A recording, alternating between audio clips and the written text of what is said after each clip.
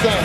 Hey, it's David Locke. Hey, it's Jose. Hey, this is the second time I'm on. I was on in Utah, You're too. the best. Super. Hey, you're the best announcer in the whole league. We gotta have you on. You're the best. It's just That is the Spanish announcer from Miami, ladies and gentlemen. That's Ron Boone. Hello. Happy holidays, Merry Christmas. I did not shave today. I'm on radio. The story is, I went out for coffee. I saw someone in town. I had it all planned out. I got back to my room and my key didn't work anymore. And then the hotel had pretty good security. So then they wouldn't let me in. So it took me 20 minutes to get in the room. And I almost didn't make the bus if it wasn't for Ron Boone getting me some things. Well, there it is. There's Miami. We're in Miami Vice tonight. There's Joe Ingles. There's Mike Conley, which is probably what people want to see. So let's watch Mike Conley for a little bit. How are you, Ron Boone? Happy holidays. I'm great. Nice day in Miami today. And even though the sun wasn't shining, just... Did you get caught in the rainstorm last night? I did not, but I watched it out my window. Was that a rain? Now see, I think what we don't get in Utah is thunderstorms. We don't get rain like that. Serious thunderstorms like they had last night. You know, there was a slight tornado warning. Yeah, yes they were, till 5 o'clock this morning. Yeah, I didn't really love being in the 24th floor with a tornado warning. I didn't know what I was supposed to do about that. The things we run into in our travels, it's amazing. Yeah, this has been our plane travel this year has not been as good as it has been in years past. We've had a bunch of little issues, including a return trip to Minnesota, but otherwise, tonight goes well. It's been rather uneventful. I remembered, I probably shouldn't tell this story, but I remembered today because I was supposed to meet someone. I told them we were at the JW Marriott, and they went to the other JW Marriott, not the one downtown. which not the Marquee, the one which reminded me of one of our great travel stories where we ended up showing up at the wrong hotel. All right, over here we got Donovan doing his work. Joe Ingles talking trash to Johnny Bryant. All right, this is we won 5 in a row. Miami is great. They are playing beautiful basketball. They are the second best three-point shooting team in the league. We're the best.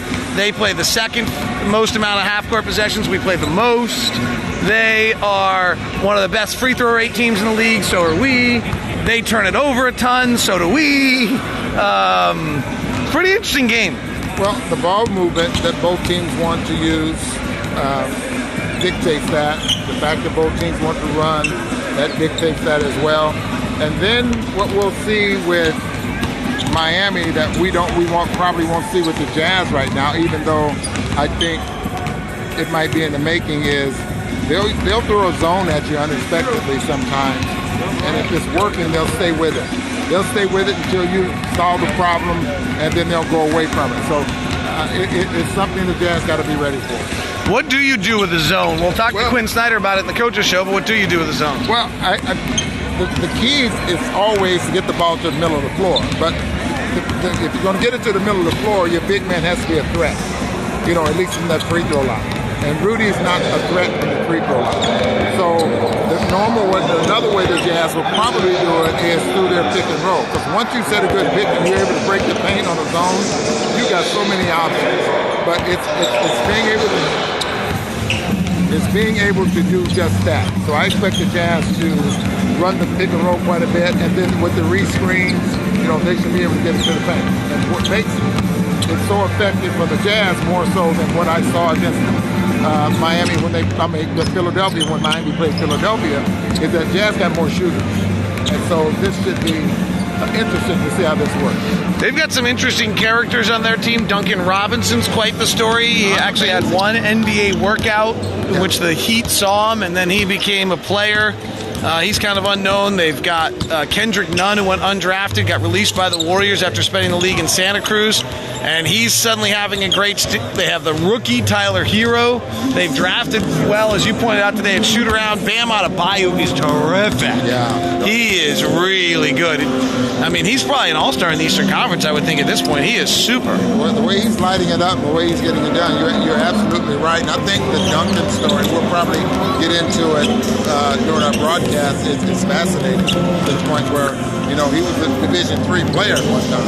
He grew up on an island with 900 people. He had 30 people in his ninth grade class or something like that. I have the notes. For the broadcast. I don't know them off the top of my head. He actually is crazy. He went to Phillips Academy Exeter as a as a PG year for out of high school, which is the #1 high school in the country. He then went to Williams for a year, which is the #1 liberal arts college in the country. And who's going to Williams? I don't know. And then, yes, my checks are going to Williams at some point here. And then he went to Michigan. So, and the funny story he tells in one of the articles is when he was talking about transferring was, Is that the one? That would be the one-on-one that he was playing with a couple of the players that were already at Michigan. Right. We Yeah. talked about transferring. He said second guess also about going there. there were also two schools he was looking at. One was Michigan. I can't remember what the other was, but basically mom was like, "You're at Williams. You're not going anywhere. You have to go to a school of equal caliber." So that's how he ended up at Michigan. Yeah. And then beat up John Beeline, his coach, the other day. Pretty mellow. Late. Miami's a pretty big city with some tough traffic, so They have 400-some consecutive sellouts here. They're in the top 8 in the league with consecutive sellouts. So they might be late arrivals, but they will fill this place out. they have a lot of Jazz fans here early. A Derek Favors jersey, a City jersey, a purple jersey over there. Let's take a little look around. Happy holidays to those two guys.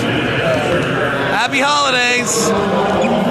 Oh, look at that. I'm not even taking pictures. We're live. You're just on video doing those stupid things. You know how to do. Is that okay? Just flex your brain. What do we got over here? A couple of ex-NBA players. A couple of ex-NBA players. And then Carter on the coaching staff. There we go. All right, that's the scene here. Hope you're good. There's John Crotty. Should we go say hi to John Crotty quickly? I'll go say hi.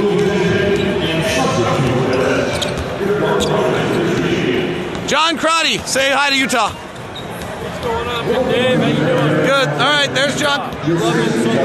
There's John Crotty.